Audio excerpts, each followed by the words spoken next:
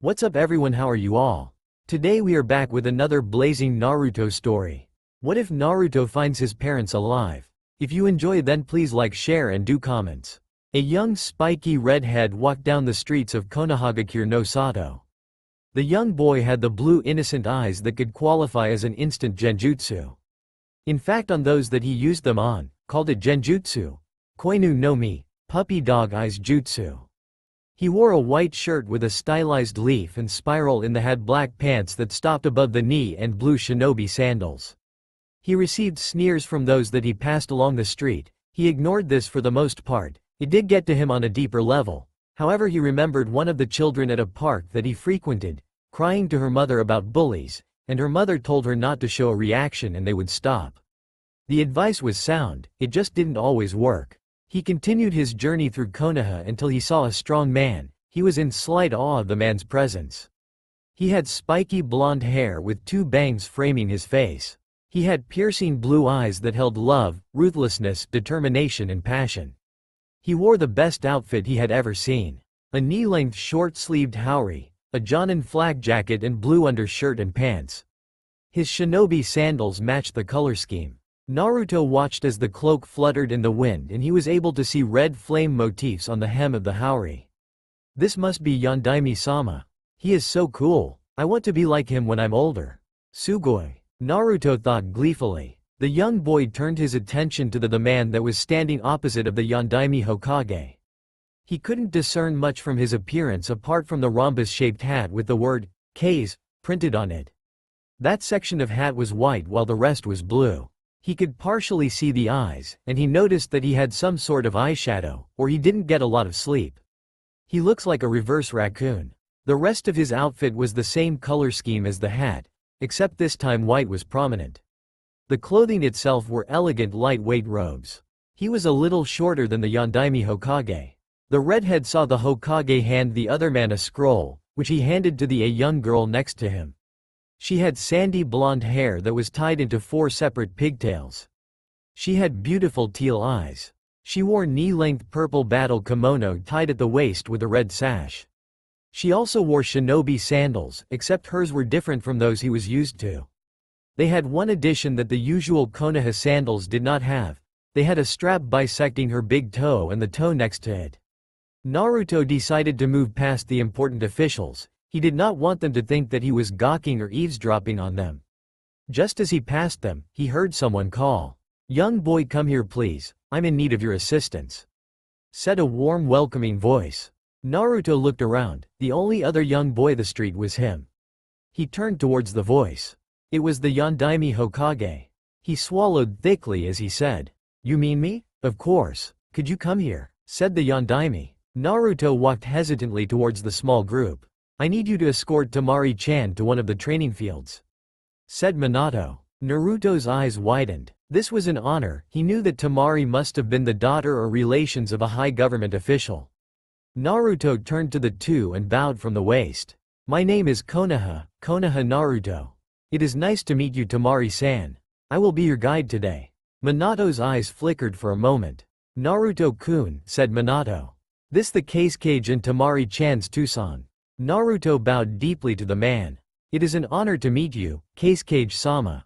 The Kage gave him the slightest nod before turning his attention back to the Hokage. "I think it's time we reconvene in your office." "Hokage dono." "Yes. It was nice seeing you, Temari-chan," said the Hokage as he and the Kage left to continue their business.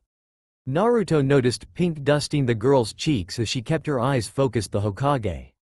Naruto decided to remain quiet and look the other way. "I don't want to cause any problems. Especially not with the Kage's daughter." "Konoha-san? I don't want to wait all day," said Temari in a no-nonsense manner. Hi. Naruto stuttered. "Right this way please." Naruto led Temari through the village to the training fields. "Crap, I don't even know where they are." It had been over an hour since Naruto had started escorting Temari around the village. Even though he didn't know where the training fields were, he pointed out places of interest in the village. Although he faltered when she pointed out, "We're lost, aren't we?" Naruto began to sweat, however with some quick thinking he managed to turn it around. "Lost? No, I know exactly where we are," Naruto said in shrugging motion. I just don't know where the training fields are. Think Naruto, where could they be? The young redhead thought to himself. What do training fields need? He continued to lead her around the village until he noticed the trees surrounding the village. They need space, and there will be less houses. The cool ninja can't have the awesome techniques breaking down houses. I'm such a genius. Naruto, now confident in his assumption, led Temari around the village once more, looking for the open sections of the village. I hope you know where we're going this time, said Temari angrily. I always know where I'm going, quipped Naruto. I just need to find the best way to get there. And this was the best way to get there? She asked challengingly. She had him there, however he shrugged. Sometimes the road of life is filled with twists and turns, and other times it has no turns at all, but the finish line is the same no matter what road is taken. Temari raised her eyebrow, but chose to remain quiet. After a few minutes they wandered into a clearing that had a stream to the side, and was surrounded by trees. He looked to the side and noticed a stone cube with Training Ground 16 carved in it, with the Konoha stylized leaf slightly below it. It's about damn time, huffed Temari. Naruto smiled apologetically, and she ignored him in favor of sitting down against one of the trees. She pulled out a scroll and began reading it. She spent about 25 minutes reading it before she got up and pulled a leaf from one of the branches above her.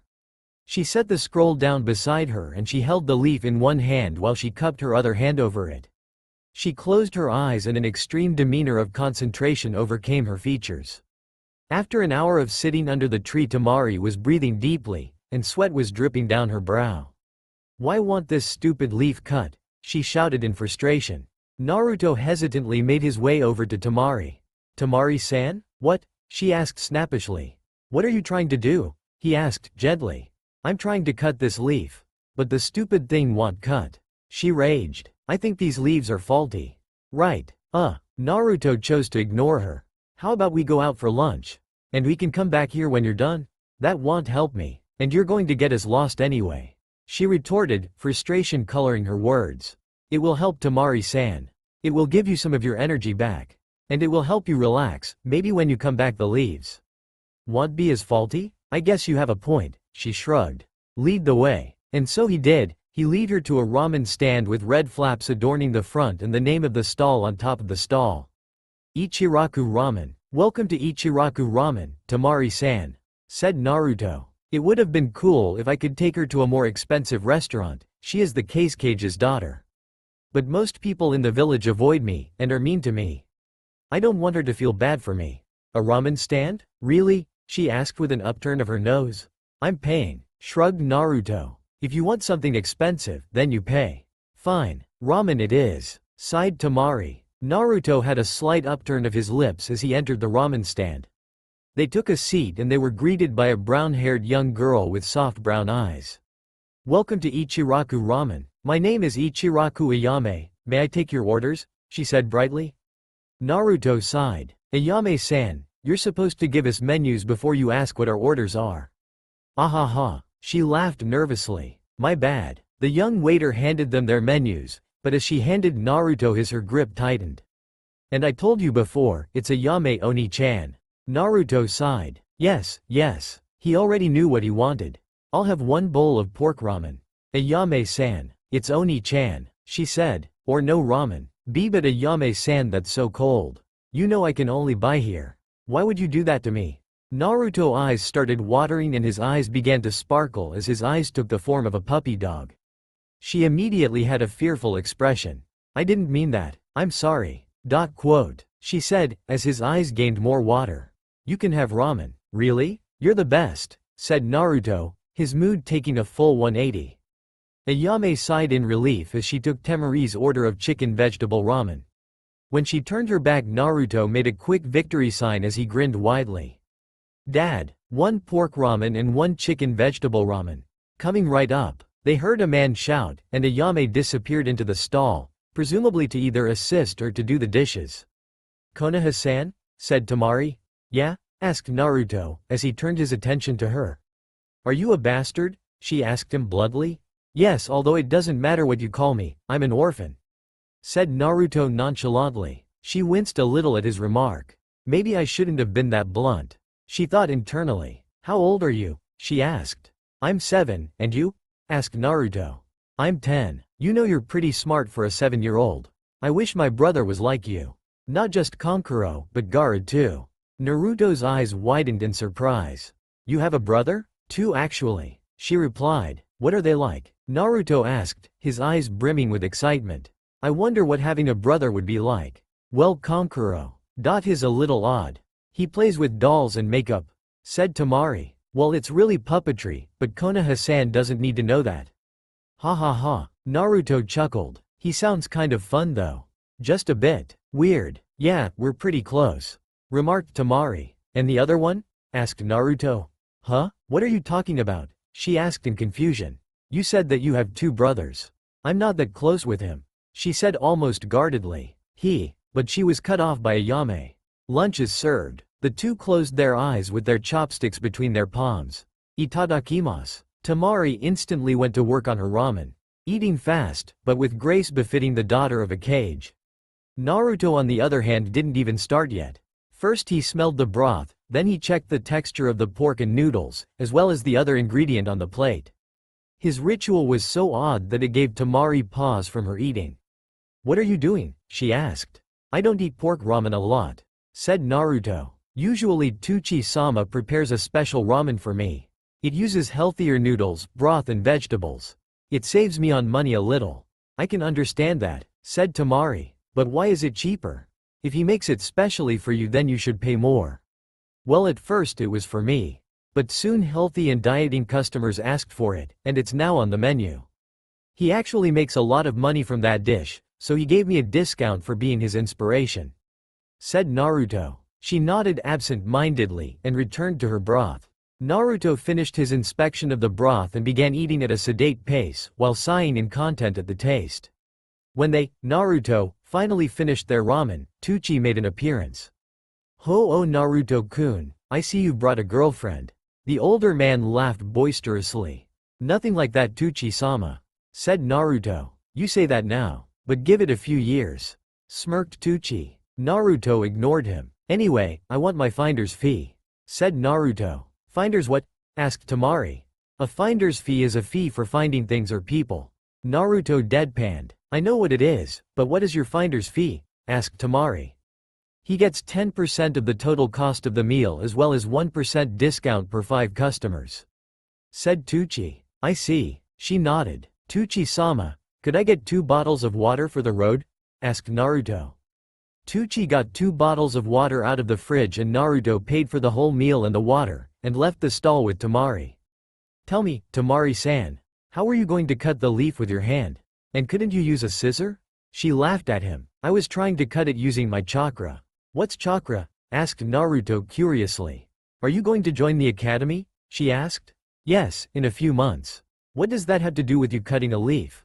Or this, chakra, you're talking about? You're going to learn about it there, she replied. Okay, but why are you using chakra to cut a leaf? Asked Naruto. It's an advanced chakra control exercise. It's called nature transformation, or at least that's what Baki-sensei says. It allows me to turn my chakra into wind chakra. Wind chakra? He asked.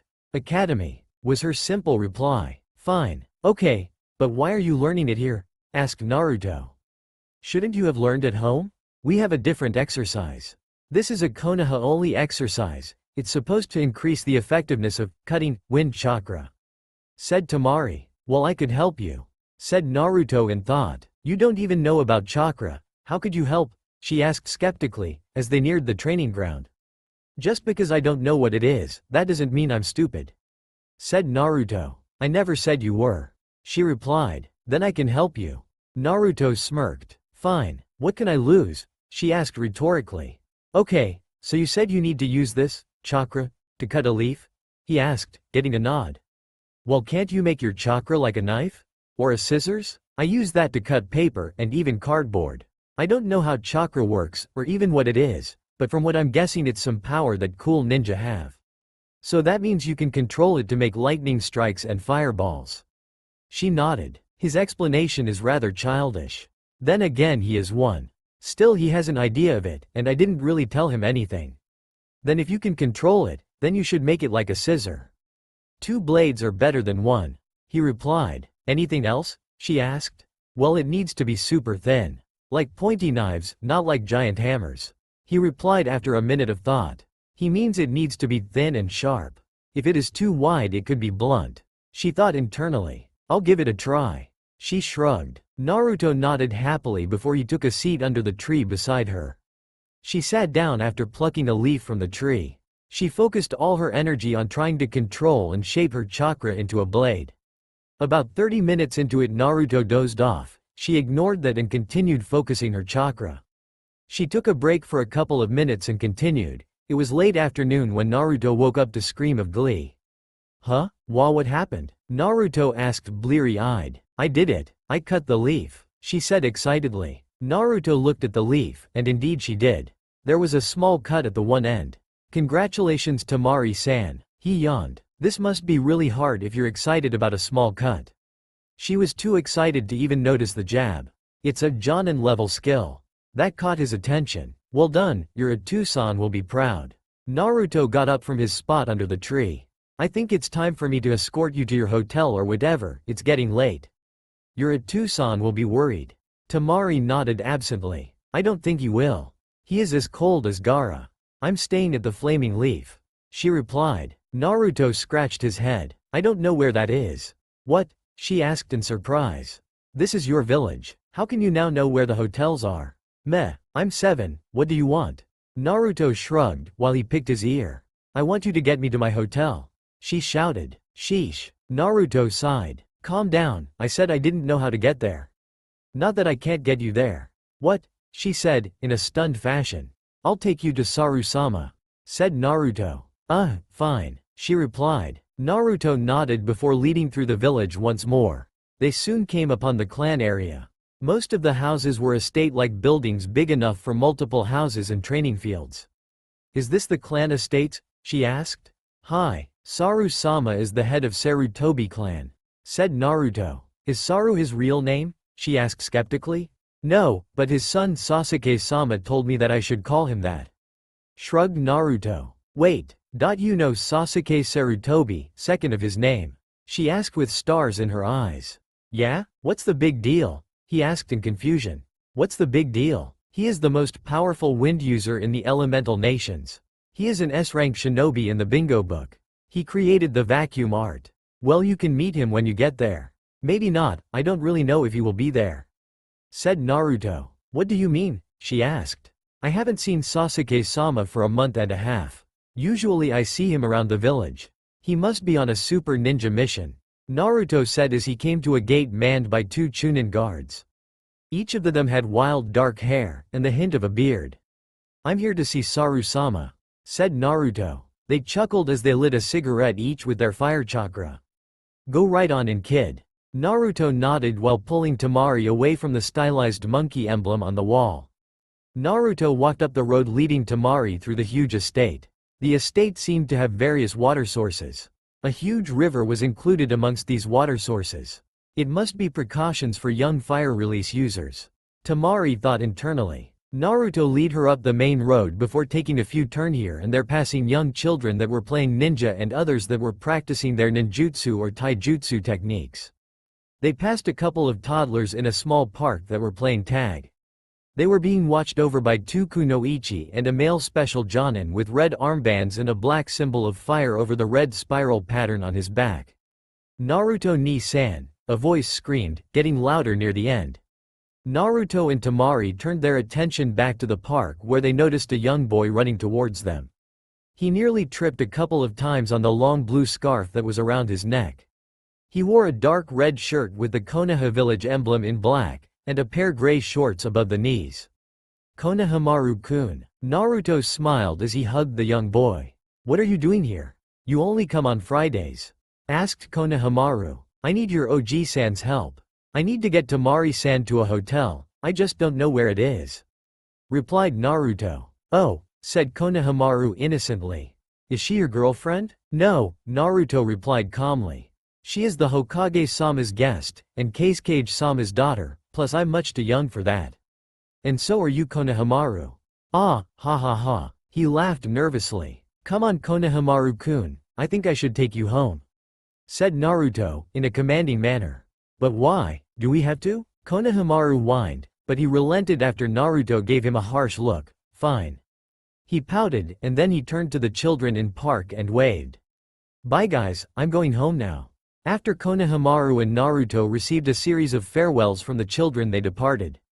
They continued walking through the estate until they came upon a two-story house with two monkey statues in front. The monkeys seemed to be wearing primitive clothes, and their fists were replaced by a ball of flames on each arm. When they got inside, Konohamaru shouted, "Oi, OG-chan, I'm home. I'm in the study." "Konohamaru-chan," shouted someone. They had an elder's voice. "Your Ka-chan is out shopping.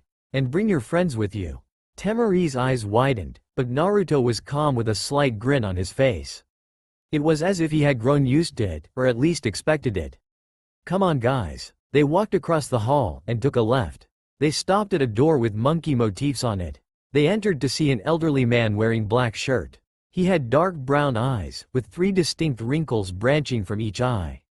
His right cheek had 2 liver spots. He had short gray hair and a receding hairline. A goatee of the same color grew from his chin, and he was also quite tanned. "Good afternoon, Saru-sama." Naruto bowed. Saru-sama chuckled slightly, however there was the slight hint of a frown. "What can I do for you today? I need your help." "This is Temari-san," said Naruto, who gestured to Temari, who greeted the Sarutobi clan head formally. "She is Hokage-sama's guest and the daughter of Kasuke-sama. She is staying at the Burning Leaf. I just don't know how to get her there. Would you mind helping me? Or taking her yourself? Or maybe one of your cool Fire Squad ninja could take her," said Naruto, drooling at the last part. "I will take care of it, Naruto-kun. Why don't you run along now?" asked Saru-sama. "Right. Goodbye Temari-san, it was nice meeting you." "Bye Saru-sama, Konohamaru-kun." Naruto bowed. "Naruto, please come here Friday, we have something to talk about," said Sarutobi. He gained a gulp from Naruto. "Thank you for guiding me, Konoha-san," said Temari. "Please, call me Naruto-san," he replied, and she nodded. Naruto turned to Konohamaru and tousled his hair. "Be good," he simply said before leaving the house. Kasuke's carriage. 3 days later. "Tell me, Temari, how goes your wind nature transformation?" asked the robed Kage. "At first, I only wasted my chakra, but then Konoha-san took me for lunch to help calm me down and recover my chakra. On the way back he asked me what I was doing and I told him. He didn't know what chakra was, he hadn't even entered the academy yet. But it was amazing, he is a genius," she said in explanation. "A genius, you say?" the Kage asked, his interest piqued. "Yes, Tusama," Temari answered. "He decided to help me figure out the exercise. He deduced that chakra was an energy that ninja can manipulate or control. So he suggested that I control my chakra in such a way that it cuts. It was easier said than done, obviously. He listed a few ideas. He said I could change it into a knife or a scissors. He went on to say it should be thin and pointy, not like a giant hammer. He means to say that if it were wide it would not be sharp." "And did his suggestion work?" asked the Kage. "At first I tried the knife. I felt like there was something there, but also something missing. So I tried his scissor suggestion, and I felt the pressure in the leaf change. It was like I was holding it in a pair of chopsticks. So I followed his suggestion, trying to make it thin and sharp. I was only a little successful. I managed to cut it a little," said Temari. "That's more than a little successful," said the wind shadow, surprising Temari. "Temari, this a Junin skill. It took some years to learn how to manipulate their chakra, and then they needed to learn how to apply these lessons. Which you have done well. Thank you, Tusama," said Temari, at a loss for words. "Now tell me about the child that helped you." "Konoha-san, was it?" asked the Kage. "Naruto Konoha. He is a polite and formal boy for the most part. He also has the habit of using word games," said Temari. "Word games?" he asked. "Well, at first, he didn't know where the training fields were. So I said that we were lost. He said that he knew exactly where we were. As if to imply he wasn't lost, he just didn't know where the training fields were." He almost laughed, almost. "And his how old? 6? His 7, she corrected. 7. It's a good skill to have, and he intends to become a shinobi?" he asked. "Yes, Tusama. He starts in a few months." "Why are you so interested in him?" she asked. "What do you know of noble bastards?" he asked. "Not much. Only that their family name is of the village they belong to. She finished in realization, and he admitted to being one. Yes, unless of course if they have a claim to a family or clan name. He replied, they are obviously bastards of high-standing shinobi in their village or of high-ranking clan. So you think he is from one of these? She asked, curiously. I know he is from one of these. I know exactly which too. He replied. Which? She asked, the suspense killing her. Uzumaki. He replied, a slight smirk playing at his lips. Naruto. Clan District. The young vibrant redhead once again found himself at the gates of the Sarutobi estate. The gate guards appeared to be solemn. He found that to be odd. I wonder what happened. Did one of the elders die? Or maybe a pet monkey? Maybe their favorite smokes shipment is late? He pondered to himself. As he passed most of houses he noticed that they were empty. Even the park lacked young Sarutobi clan members running around. Naruto knew something must be going on, so he took off in a jog. He noticed that all the clan members were gathered at the back of the clan head's house. They were all dressed in black. Well, more black than usual. When he arrived he was noticed by Saru-sama. Naruto-kun, come join us, you are our honored guest after all. Naruto hesitantly made his way over to the main Sarutobi clan members. We are all gathered here today to mourn the loss of my son, said Saru-sama, tears trickling from his eyes. Sasuke Sarutobi, the second of his name, has been missing in action for a while. Not even my student Jiraiya has been able to locate him with his immense spy network. Nor has Hokage-sama been able to. The only conclusion is he has been killed in action. Naruto's eyes widened at that statement. He turned to his right and noticed a great picture frame. Why hadn't he noticed this before? A young man was in the picture frame. He wore a Konoha forehead protector, reminiscent of the Nidaime Hokage. He had a strong black goatee that was trimmed perfectly. His eyes were light brown with a slight hint of orange. He had long shaggy brown hair with orange streaks appearing ever so often. He wore the Konoha flak jacket with a few additions. The hem was burnt orange, and the right lapel had fire sewn into it, while the left had wind sewn into it. Under that he wore a white combat short-sleeve shirt and burnt orange bracers. At that moment Naruto didn't even notice the tears that were rolling down his cheeks. To many he was known as Amaterasu, the great divinity illuminating heaven, no Sasuke. To us he was a son, a brother, a cousin, a husband, a father. He was our will of fire. Naruto knelt down in front of the picture, not even noticing Konohamaru sitting down alongside him. Tears freely flowing down each of their eyes as they gave out heart-wrenching sobs. I still remember the first time. Naruto sobbed. The first time I met you. You saved me from them. Naruto. Age 5. Naruto pushed himself off his feet and dusted off his black shorts. And stay out, demon. Look, it's the demon fox. Shrilled a high-pitched voice. Why don't you leave us alone? Haven't you tortured us enough? Asked brown-haired woman. Yeah, just go already. Shouted a child about 3 years older than Naruto. Yeah, nobody want you anyway. And that red hair. Ew, said a girl with pink hair.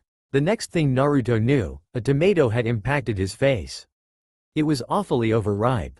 It dripped from his face onto his clothes. He then felt another, and another, all of them accompanied by insults. Just leave us, demon, shouted another. You killed my brother. Another sobbed. My father, my lover, my son. They ran out of rotten tomatoes, so they started throwing stones. Naruto watched as the stone approached his head. He couldn't do anything about it. Tears streaked down his face. The stone hit his head. It drew blood, and he didn't even let out a pained gasp.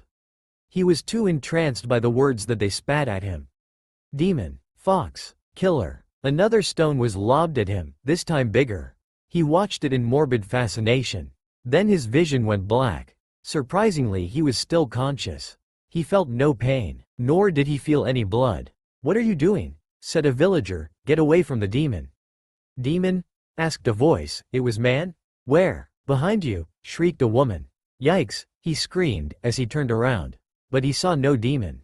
Ah ha ha, that was a good one, he laughed uproariously. You really had me going there for a second. It is a demon. The child, shrieked an elderly woman. It hides in the boy's skin. No, that's not possible. He is only a child. If he really was a demon, would it be wise to provoke him? Asked the man. Naruto could see him now. He had shaggy dark hair and facial hair on his chin. His eyes were light brown, with a hint of orange, much like flickering embers of flame. He wore a Jonin flak jacket with a burnt orange hem and dark pants. He can only be a child, no demon would allow such insults. I'm a fair man. If I see any of you hurting this child, I will simply return the gesture. This boy is now under the protection of the great Sasuke-sama. The rest of the street stared at him, their mouths gaping like fish. Come on Gaki, let's get you cleaned up, said Sasuke as he lifted the boy onto his shoulders. The teary-eyed boy said, Hi, Sasuke-sama, you don't have to call me that. You can call me Sasuke. He replied. Hi, Sasuke-sama, said Naruto. Damn it, I had to open my big mouth, sighed Sasuke, dejectedly. Naruto. Present time. Ever since I met you those people let me into their stores. Sobbed Naruto. Some would only let me into the stores.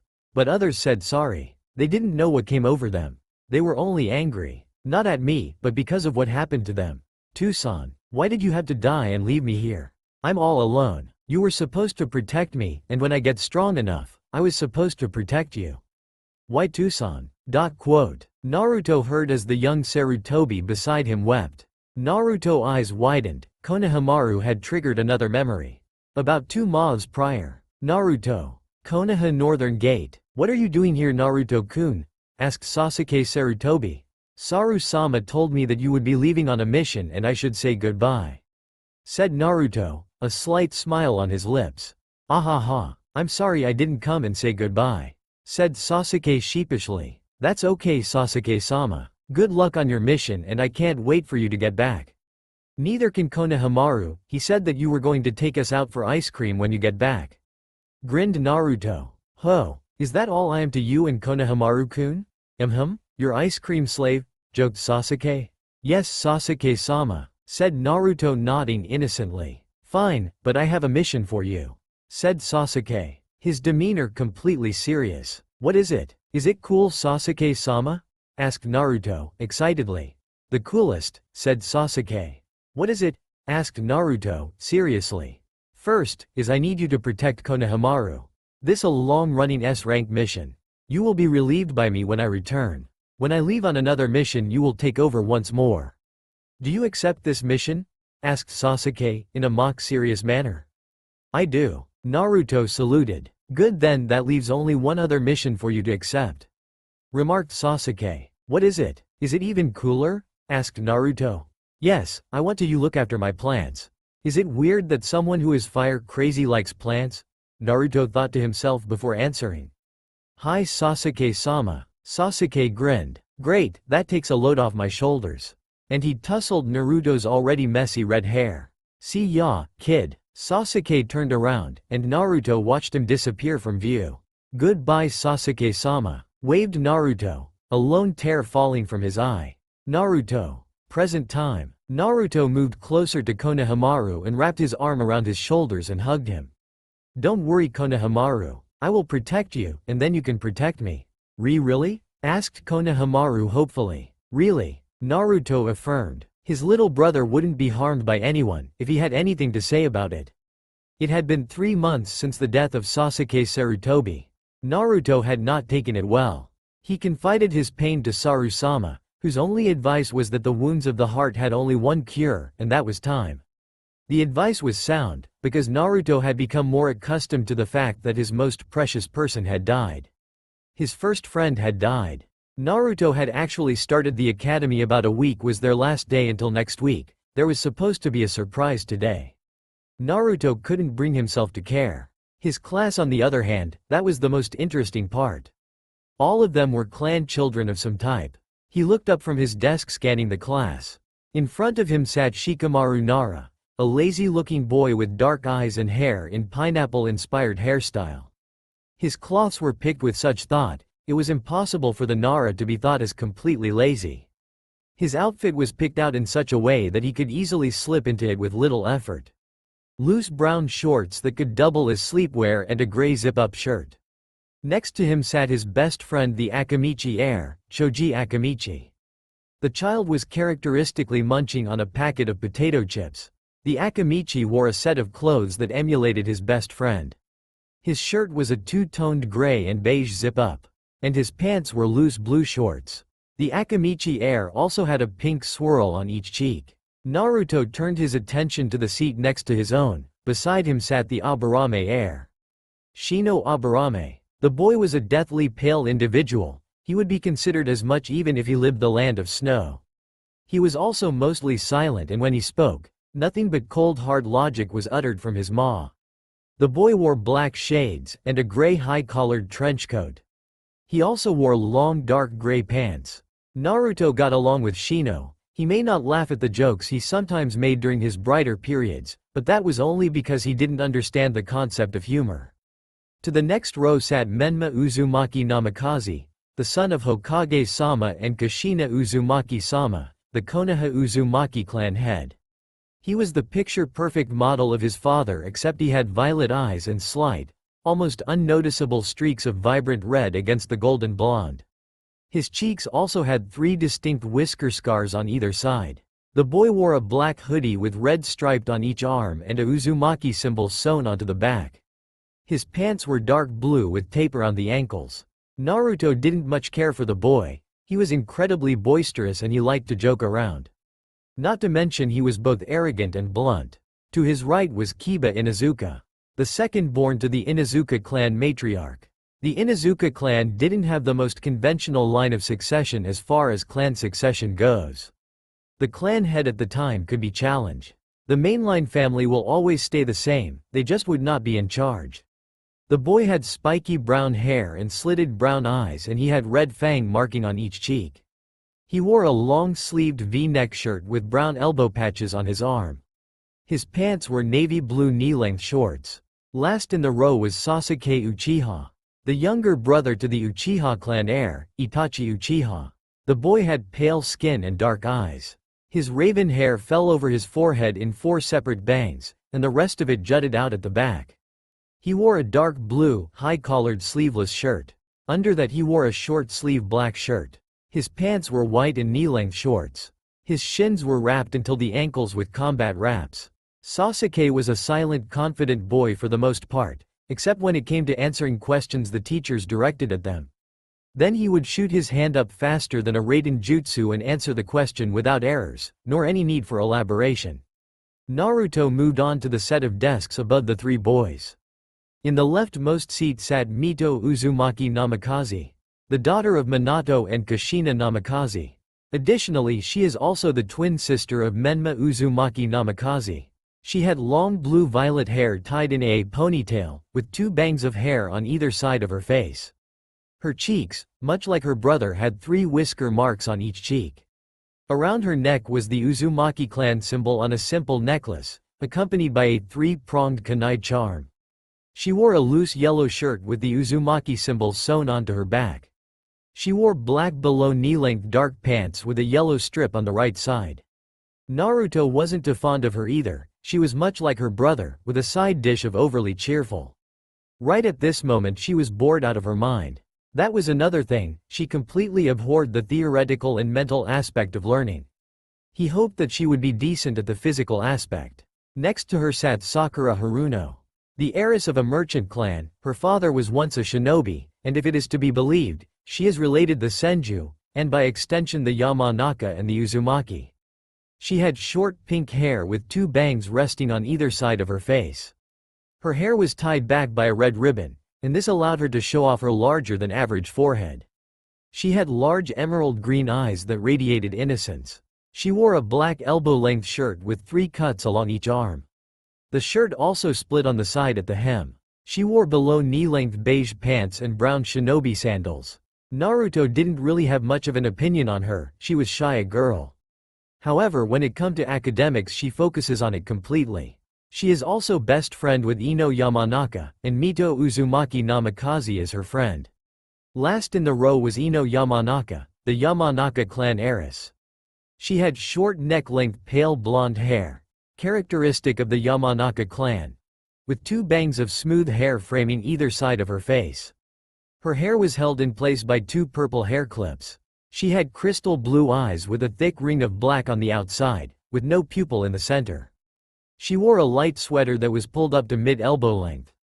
The sweater had a dark brown pattern that started from the neck and ran down the center of either arm. It split at the upper biceps, creating an oval shape, and reformed into one stripe going down each arm. In the center of the oval, the word shinobi was printed into it.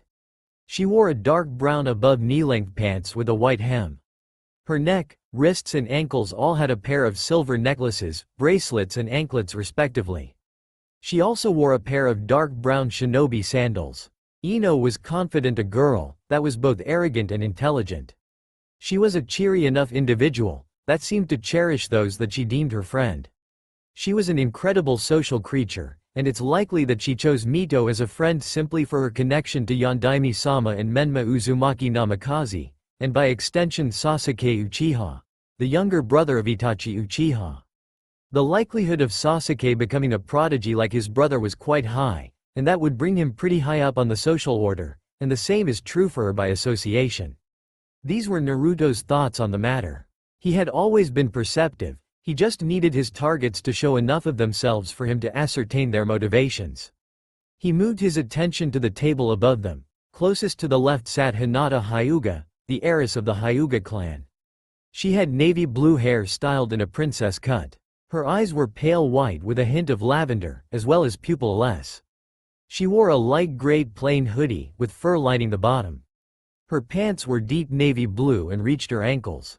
The Hyuga was a quiet one, even when talking to her friend Yakumo, who was equally quiet and shy. From what Naruto could discern, she possessed a bright mind and was kind to others. But she did seem to be gaining confidence the more time she spent with her friend. Next to the Hyuga heiress sat Yakumo Kurama, the heiress to the famed and obscure Kurama clan. She had short brown hair and light brown eyes that seemed to have an earthy undercurrent to them. She wore a long-sleeved pink kimono top that was decorated with green swirls.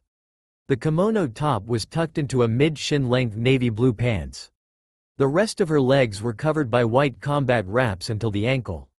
Her shinobi sandals were dark gray. She was almost as introvert as her friend Hinata. However, she had her moments of boldness. Naruto really had no real opinions of the girl. Really, the only person that he liked in the class was Shino. That was also largely because when he tried to befriend the other students, but they shied away. What is with this whole village's dislike of me? I've never done anything to deserve it. They even see me as a demon fox. It's so bad that children my age see me as the same. I feel bad that I chose Shino as my friend, because everyone else didn't want to be my friend. Or maybe it was the same for him? Naruto thought to himself, somewhat sadly. Alright, quiet down, shouted their Chunin instructor. Naruto turned his attention to the Chunin instructor, Iruka Amino. He had long black hair tied into a ponytail. Around his forehead was a navy blue cloth with a metal plate pinned to it.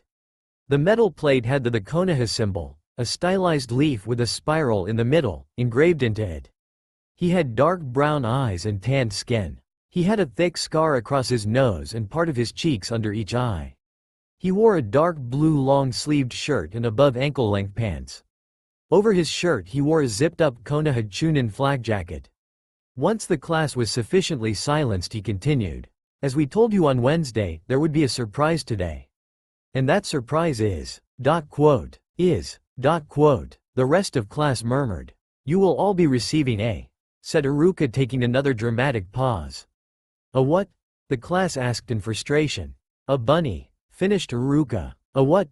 Asked Kiba and Menma in unison, while Sasuke seemed to agree. A bunny, a rabbit, said Iruka, clarifying it for the students. We know what it is, remarked Kiba in distaste. Why are we getting a bunny? And what's wrong with bunnies? Asked Iruka with a raised eyebrow. They're all fluffy and useless and girly, he shouted. Menma and Sasuke nodded in agreement. Shut up, Baka, shouted Ino, Sakura, Naruto and surprisingly Yakumo. Hinata, surprisingly in a show of boldness, nodded in firm agreement. For her that was as bold as it gets. Kiba ducked his head in an effort to hide from the angry glares. Kiba does have a point, said Iruka, receiving scandalized looks from all the girls present. Oh, relax, what I mean is, he is right to ask the reason for it. Remember, that if you hope to survive the life of a shinobi, you should never stop asking questions. You should never stop asking the reasons why people do the things that they do. Then what is the point of the bunnies? Asked Naruto. It must have some benefit to our shinobi training. I agree with Naruto-san. This the Shinobi Academy and our sensei would not teach us a pointless skill. Said Shino. You are both correct. The bunny rabbit acts as both your client and a support-type teammate. Said Iruka. What do you mean Iruka-sensei? Asked Sakura. I mean that you need to care for and protect your bunny rabbit. The same is true for your client and an support-type teammate. I know I haven't gone over ninja missions and team formation with you, since you only started the academy a week ago. It's my hope that the bunny rabbit will allow those that are practically orientated to grasp what those that are theoretically orientated glean from studying. Even then the theoretically minded will take the life of a ninja more seriously, as it will be much more real than words on paper. Explained Iruka. Most of the class nodded in understanding, but there were others that still did not grasp the message that he was trying to convey. Why does it have to be bunnies, sensei? Couldn't it be something more manly? Like dogs? Asked Kiba. Bunnies were chosen by the school board and Hokage-sama, said Iruka. Kiba grumbled to himself but he didn't complain further. Sensei, what did you mean by speech earlier? Asked Mito. At least she isn't afraid to ask a question at the risk of sounding clueless or stupid. Iruka thought happily to himself. What I meant was that some of you may not like studying. You prefer lessons that are tangible. Lessons like stealth, weapon throwing, taijutsu spars or fights. So this way the message will get through to even those that don't pay much attention in class or to the books. Said Iruka. Oh. She said dumbly. Before any other questions could be asked, a Chunin and a few older academy students came into the class carrying rabbit cages. There were around 12 of them in total. The Chunin wore the general Konoha attire. A long-sleeved shirt, a Chunin flak jacket and long ankle-length pants. The man had shoulder-length silver hair and dark eyes. He had a rather strong build, a taijutsu expert most likely. It's lucky for us that there aren't many students in this, then again we do need the manpower, but if we had any other students they would likely be related to the civilian council. That would be bad, especially with him in the class. Iruka thought to himself, while he watched the older student leave the class after setting the cages on the table. Mizuki-sensei will be handing each of you a rabbit cage. I will be coming around with the notes that I have compiled for each of you. These notes contain grooming, habitat, eating habits and training information on your new pets.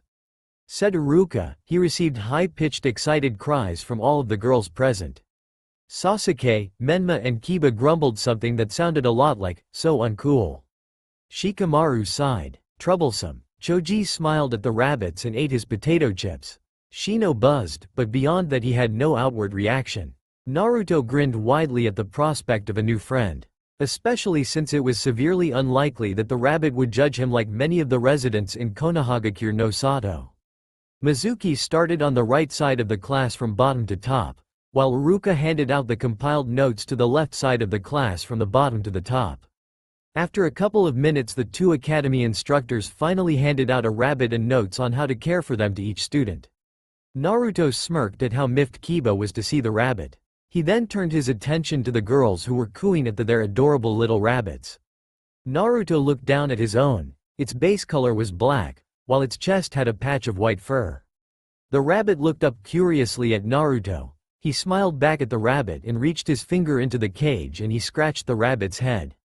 Okay, that's class for today. Said Iruka-sensei. By Monday I want you to have a name for your new pet rabbits. Now don't be afraid to ask your parents or someone older for help. Just try to do as much as you can, this is after all your assignment. Hi sensei, the class chorused. Naruto picked up his rabbit cage and waved to Shino. See you Monday Shino-san. Shino gave a nod of acknowledgement. Hi Naruto-san. They may not have been the most functional of friends for their age, but whoever said that ninja, or ninja in training, were functional? Naruto hurried to his apartment. He was given the apartment as part of the Orphan Academy program. If a child was an orphan they would be given an apartment when they entered the academy. Additionally someone would come around, in most cases a genin, to teach him how to cook, clean and maintain his dwelling in the correct way. The furniture they were given was rather Spartan. A couch, a bed, a kitchen table, a cupboard and a bedside table. Naruto reached his apartment and unlocked his door. I'm lucky that most of the people in my apartment aren't mean to me. Then again they're super cool ninja, they're too busy to waste their time. He set the rabbit cage down after making sure the windows and door was closed, and then he let the black rabbit out of its cage. He placed his hand above the rabbit's head and waited. The rabbit sniffed at his palm before pushing its head into his hand. Naruto rubbed the rabbit's head before he allowed the rabbit to explore. He picked up the notes and began reading. Your rabbit's cage needs a thick layer of straw in the base of the cage to provide padding for your new pets. This straw needs to be changed every day to avoid sickness and disease in the rabbits. It's convenient to have a sipper bottle filled with water. The rabbit will sip from this bottle when thirsty. The best place to put it is on one of the cage walls, with the metallic straw facing the bottom of the cage. The water needs to be changed every day to ensure your rabbit has fresh water all the time. Most of your rabbit's diet consists of alfalfa hay for younger rabbits, and adults eat timothy and oat hays. Placing some hay in the litter box will encourage the rabbit to use the litter box. Other food consists of celery, broccoli leaves, mint parsley, and can also feed your rabbits pellets, which you'll find at most pet stores. You should remember to allow your rabbits room to stretch and not confine them to the cage all the time. Naruto put down the rest of the notes. They were all about training a rabbit to use the litter box, how to determine their gender and follow given commands. Naruto picked up the rabbit and placed it back in the cage. He noticed that the sipper bottle, a food dish, and a litter box came along with the cage. So all he really needed was to buy food and straw, maybe a toy too. Naruto left his apartment after locking up and went straight to the convenience store that he usually bought his groceries from. Hello Satoshi-sama. Ah, Naruto-kun, greeted a middle-aged man. He had salt and pepper-colored hair and brown eyes. What can I do for you today? I need you to buy me timothy hay and straw from the pet shop, said Naruto. He didn't know if the pet shop would let him buy anything from their store. Why? What do you need it for? Asked the shopkeeper. The academy gave the class rabbits. We need to feed them and take care of them. Naruto grinned. I can't have my new rabbit dying on me. Too right you are, smiled the man. I'll deliver it to you after I close up shop. Is there anything you need from my shop? Well, I have most of my groceries at home, and a genin is going to come past the house to give me another cooking lesson, so I should be fine. How about some celery? Asked Naruto. The man nodded before procuring some celery from the produce section of the store. 200 ryu please, said the shopkeeper. Naruto dug into his pocket and handed the man money before waving to the man jauntily. Thanks Satoshi-sama. I heard that you had a baby. Ask me to babysit if you need to. Anytime I'm not in the academy is okay. Will do Naruto-kun, the man called out after him. Naruto smiled as he walked back to his apartment. Ever since Sasuke-sama had protected him, the villages in that region of Konoha and started warming up to him. He could at least do most of his shopping there, and when he couldn't, he could ask one of the shopkeepers to buy what he needed. Not to say Naruto was over the treatment he had been exposed to. Far from it. It was just that in the dark cloud that was Konoha, there was a small, yet visible silver lining. 3 days later. Okay, that's class, said Iruka as he just finished his history lesson on the founding of Konoha. The class sighed in relief. Their hands were beginning to ache. Most of class had brought the rabbits with them in the cage today except for Naruto and Shino. Shino's rabbit remained snuggled in his massive trench coat while Naruto's rabbit took residence on top of the boy's head. Now before you leave for your next class, I want you to stand up when I call and tell me the name of your pet rabbits and whether they're a boy or girl, instructed Iruka-sensei. The class nodded in acceptance. Shino Aburame, the stoic youth, stood up and took his mostly brown rabbit out of his trench coat. It had white paws that looked like socks. My rabbit's name is Gurin and she is female. Iruka nodded before jotting it down, and then he motioned for the Aburame to sit. Choji Akamichi, said Iruka. Choji stood up, his cage in hand. He had a white rabbit with a brown patch over the right eye and 2 cloud-shaped patterns over the body. My rabbit's name is Cho and he's a boy. Sakura Haruno. The pink-haired girl got up and showed off her gray-furred companion. Hiro and he is a boy. She chirped happily. Hinata Hyuga. The Hyuga heiress showed off her pure white rabbit. It had no other patterns or colors. It was completely white. The girls cooed at the sight of the cute rabbit. This is Keikihi, and he is a Bibo boy, she stuttered meekly. Iruka nodded before taking down the information. Inazuka Kiba. Kiba got up and showed his light brown fluffy companion to the class. Sume, and she is a girl. Naruto Konoha, said Iruka. Naruto took his black rabbit off his head and showed off his new pet to the classroom. This is Amaterasu-chan and she is a girl. Iruka nodded while jotting down on his clipboard before calling the next name. Yakumo Kurama. The brunette showed off her snow-white rabbit with brown patches over each eye. My rabbit's name is Rei and she is a girl, she said shyly. Iruka jotted it down and continued. Shikamaru Nara. Shikamaru, wake up. Choji prodded at his best friend. Shikamaru, wake up, shouted Iruka. Still the boy didn't wake up, so the Chunin sensei threw his pen with pinpoint accuracy. It hit the Nara in his head, prompting a yell of pain. OWW. Shikamaru grasped his head in pain. This is so troublesome. Tell me the name and gender of your rabbit, Shikamaru, said Iruka. Shikamaru spied his dark brown rabbit, and thought for a second before answering. His name is Usagi. Whether it is a boy or girl doesn't matter to me. Iruka sighed, jotted the name down with a growl after procuring a new pen from his pocket. Sasuke Uchiha. Sasuke got up showing his multicolored rabbit to the class. It was gray, brown, and white in varying shades. This is Uchiwa, and he is a boy. Iruka nodded, he jotted down another name. Menma Uzumaki Namikaze. Menma got up and showed his brown rabbit with black patch over its right eye to the class. This is Raijin-kun and he is a boy, said Menma. Iruka nodded before jotting it down. He moved on to the boy's sister. Mito Uzumaki Namikaze. She showed off her brown rabbit with white patch over its left eye. This Fujin-kun and he is a boy. Iruka took down the information once more and continued. Ino Yamanaka. Ino smiled as she showed her light gray rabbit to the class. This is Hana and she is a girl. She smiled. Konohagakure no Sato. Naruto's apartment. 3 days later, Naruto knelt down on his living room floor. His rabbit Amaterasu was about half a meter away from him. Naruto held a strawberry in his hand while another was slightly in front of him. To me, Amaterasu-chan, Naruto said loud and clearly. The rabbit gave him a curious look before it hopped forward towards the strawberry that was placed on the living room floor. She sniffed at the strawberry curiously before she gobbled it up in one go. Naruto nodded, a smile tugging at his lips. He restrained himself from celebrating lest he take his new pet by surprise and scare her. That's it, come on, said Naruto in restrained excitement.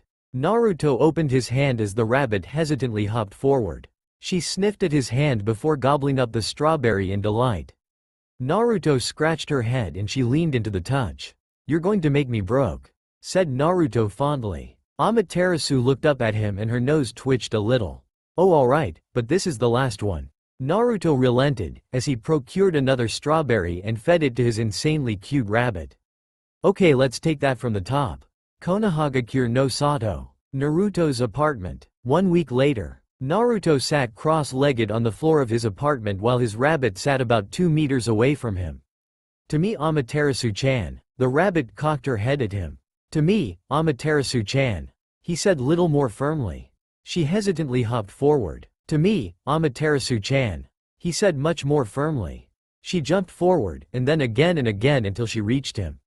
Naruto smiled brightly before feeding her one of his strawberries. Well done, Amaterasu-chan. It continued that way for a long while. It took Naruto a month to teach Amaterasu to come to him without hesitation. He hadn't been able to get her to do it without the promise of a treat. However, progress is progress. Who was he to complain? Naruto had also learned a lot in his Ninja Academy classes, such as the history of Konoha, some history before Konoha came to be, as well as how it came to be. The other subjects that he studied were introductions into mathematics, geography, art and language. That brought back a memory from class. Konohagakure no Sato. Shinobi Academy. Sometime halfway through the year. But I don't get it, Iruka-sensei. Why do we have to know art and language if we are going to be shinobi? Groaned Mito. Yeah, sensei. My mom has already started training me in taijutsu. What's drawing and language got to do with being a ninja? Art is not only about drawing. Art is anything that you use your creativity to achieve, said Iruka. That still has nothing to do with ninja, said Sasuke, agreeing with Kiba. I find myself agreeing with them, sensei. said Shino. And you Naruto? Asked Iruka. Do you agree? I agree with Shino. Or more so, I find myself agreeing with what he said a few months ago. He said that since this the Shinobi Academy, and you are our Chunin sensei, you wouldn't teach us something that is pointless. So I don't know what use these subjects would be to Shinobi, I only know that if you are teaching it to us, then it must have a point. Said Naruto. Well, I guess it's too soon to expect you all to get the uses of these subjects on your own. It's also unfair, since I haven't given you a background on most of the Shinobi arts yet. So you would not know how to apply it. Said Iruka, thoughtfully. Which should I explain first? Language, said Mito. Okay. Language skills will improve your communication or your ability to get your point across. On the same vein, it allows you to improve your skills of understanding. How it applies to ninja is your teamwork can only improve if you are able to get your point across and at the same time understand the points of your teammates. Explained Iruka. Next is mission reports. Either verbally or written reports need the ability to communicate. Why? Can't we just say we beat up the enemy ninja, saved the princess and lived happily ever after? Asked Kiba. Iruka resisted the urge to face Palm. No, Hokage-sama needs details, especially in cases of international incidents. If your cage backs you up because of your poor communication, you can end up hurting both them and your country during meetings of an international or diplomatic nature. Said Iruka. And that brings me to my last point. Diplomacy. All the details are needed so that Hokage-sama is able to cover the village, or at the very least shield the village from any political backlash. Moving further into diplomacy, besides the ramifications of poor communication between a ninja and their cage on an international scale. If there is a miscommunication between diplomats, they may end up offending the opposing country or diplomat, and that could lead to war. All because of poor communication. Most of the class nodded in understanding. Okay, then what about art? That can't be of any use. Said Menma. Well, let me give you a few goals that art has in most of the projects or exercises that you are given. Perceptiveness, an eye for detail and creativity. Said Iruka. How does that help us? Asked Kiba. Sakura nodded. Let's start with creativity. Who here has heard of Yondaime Hokage-sama? Asked Iruka. Everybody raised their hands to the sky, and the learners present for obvious reasons rolled their eyes.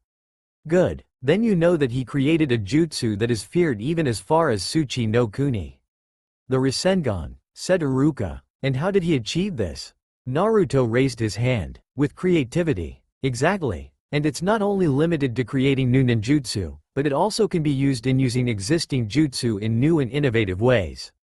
Creativity is also a major part of genjutsu and has its part in strategy. Said Iruka. The class murmured in understanding. Possessing an eye for detail can help you immensely in the life of a ninja. It helps you detect genjutsu, unless of course if the genjutsu practitioner has an eye for detail themselves. It also plays a part in defending against and utilizing successful ambushes. Lastly, it also assists those who have no major tracking traits such as ninkin or advanced senses in tracking. If you are able to pick up details like footprints, disturbed trees, animals acting erratically, and so on. Are you all with me? Hi sensei. Chorused the class. Now being perceptive can also be a great boon to shinobi. They are able to pick up lies, and an enemy shinobi telegraphing their attacks. It assists you in picking up moods, which can help you immensely, because sometimes clients are not upfront about the whole mission, and being able to pick up their moods and what they say and how they say it to find a clue as what their goals are, is all a part of the powers of perception. As I said, perceptiveness allows you to make a life-saving conclusion from the smallest of clues. How do we learn that from art? Asked Naruto. Well, it isn't as visible as the other traits of art. For most objects, scenes or emotions there is a mostly collective definition of these things. What you have to do is find your own definition of these things and explain why you have portrayed it a certain way, with backup arguments supporting the reason you see it the way you do. We also work on strategy with you. Although only starting next year. How does strategy improve our perceptiveness? Asked Hinata. Well, we will give you a certain scenario, and your goal is to decipher what the strategy of the enemy shinobi is, based on their actions, and also how you would counter those strategies. This basic exercise will continue getting more and more complex the more you improve. Explained Iruka. The passion in his eyes showed that he couldn't think of a better place to be than educating young minds. Konohagakure no Sato. Streets of Konoha. Present time. Naruto without a doubt believed that everything that his senseis taught at the academy, no matter how odd they seemed at first, had a reason. That was the exact reason that Naruto was excited today. Mizuki-sensei would be teaching the class simple punching and kicking. While not the most exciting of exercises, it was the first practical lesson that they received. Unless of course if you count the art projects. Naruto swiveled his head around on the street and he noticed that Shino seemed to be following him from a distance. "Oi, Shino-san." The Aburame youth twitched slightly, before making his way over to him. Naruto watched as the trenchcoat fluttered in the wind. It slightly reminded him of Yondaime-sama's short-sleeved haori. "Why were you following me, Shino-san?" asked Naruto. "You confuse me," he simply stated, "and following me will help you figure me out? I'm not much different now than in class," said Naruto. "You are correct, but I can't understand why you treat me normally. Most of our classmates and their parents do not like me because I am weird or icky, and you treat me like you would treat anyone else," said the Aburame heir. Naruto gave him a thoughtful look. "Because I am the same. You are not Aburame. This is illogical to say," said Shino. Naruto sighed. "What I mean is our classmates don't like me. They backed away from me on the first day, and whenever I approach them they run away. You didn't, which is because nobody wanted to be your friend. I wouldn't call you my friend, we don't know each other well enough. But I trust and respect you more than all the students in class." "Thank you Naruto-san, for being honest," said Shino. "Don't worry about it. If you want to, we could hang out more, and I don't mean just having lunch together, but actually speaking, and getting to know one another," said Naruto. "I would like that," said Shino. If Naruto could read his emotions, he would be able to pick up the excitement in his voice. "Come on, let's race to class," yelled Naruto excitedly before taking off. "Naruto-san, this race is fixed." "Why?" "Because you had a head start," shouted Shino as he ran after Naruto. "What's that? Did you say something?" Naruto yelled back. Unbeknownst to him, a silver-haired Anbu captain, Elite Jonin, sneezed into his face mask.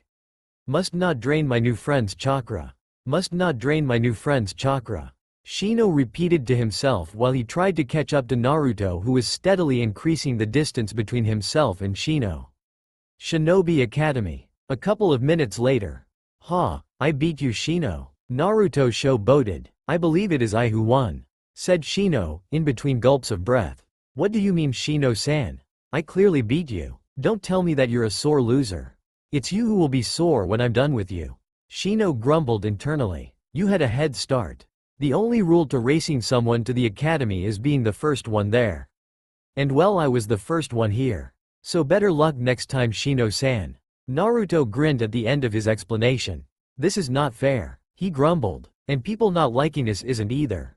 But here we are." Naruto shrugged. "That is true," said Shino, nodding, before his lips twitched slightly and he took off running. "Race you to class. Got me with my own trick," Naruto grumbled, but there was a smile on his face nonetheless.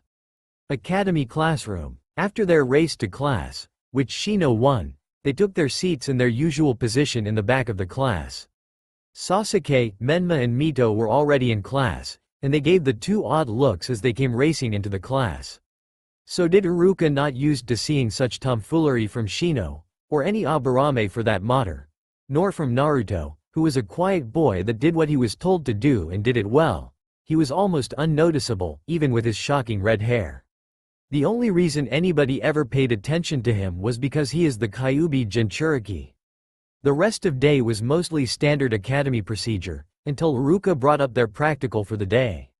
"Hands up, who here has already been taught taijutsu by their clan, parents or guardians?"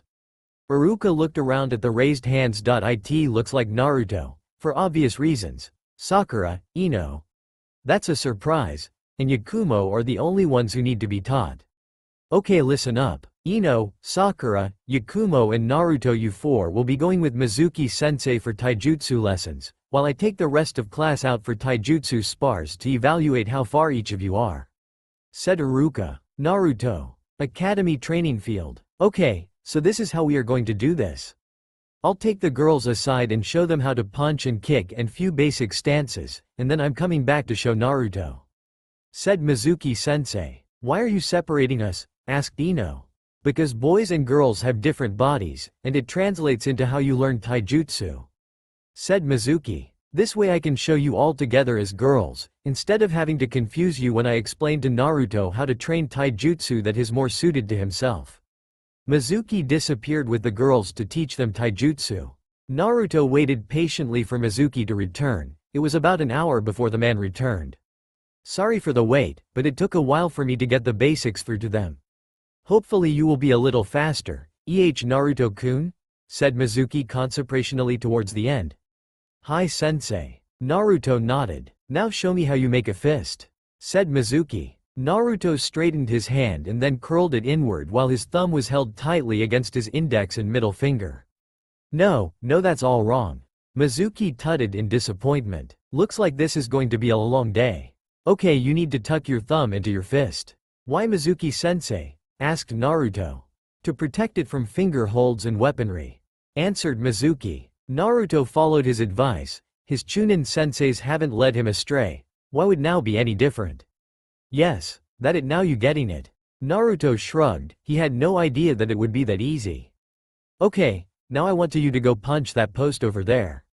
Naruto walked forward and snapped his arm forward while twisting at the hip, moving his body weight behind the punch. Ah! Naruto cried out in pain. That can sometimes happen. It takes a little getting used to, but I'm sure with a little practice you won't even notice the pain. Mizuki smiled apologetically. Unfortunately, that punch was all wrong. When you punch you need to overextend your arm if you want any really power to your punches. You also need to transfer all your weight onto your leading leg in such a way that when you land a punch you end up one leg. Naruto complied with his teacher's instructions, grunting with pain as his fist made contact with the wooden post. He then proceeded to fall over after losing his balance. That it, you only need to practice your balance and you will be fine. Mizuki smiled kindly. Now let's work on your kicks. Naruto grunted while holding his throbbing thumb. I'm lucky that it isn't broken. Naruto internally grumbled. Now for your kick you will want to swing your leg around. Keep the both of knees locked while you do it. I also want you to turn the ankle of your dominant or non-dominant leg. It depends on which you're not kicking with. So if you kick with your right, twist the left ankle 90 degrees left. If you kick with your left leg, twist your right foot 90 degrees right. Do you understand? Naruto followed his teacher's orders. He swung his right foot forward, knees locked, while twisting his left ankle 90 degrees left. This caused him to stumble slightly forward. This is so uncomfortable. Naruto grumbled internally. Good, now there is only your stance left, said Mizuki. It's really simple, just stand slightly straight. Naruto followed his order. Yes, that it. Now lock your knees. Place your non-dominant leg in the back and hold your arms slightly in front of your face. Naruto complied. That's it. Okay, that's all for today, Naruto-kun. You only need to practice what I've shown you and I'm sure you will go far. Mizuki smiled. Internally it was much more sinister. Go into a far grave maybe. That's all for now. If you enjoy this video, then please like, share and do comments.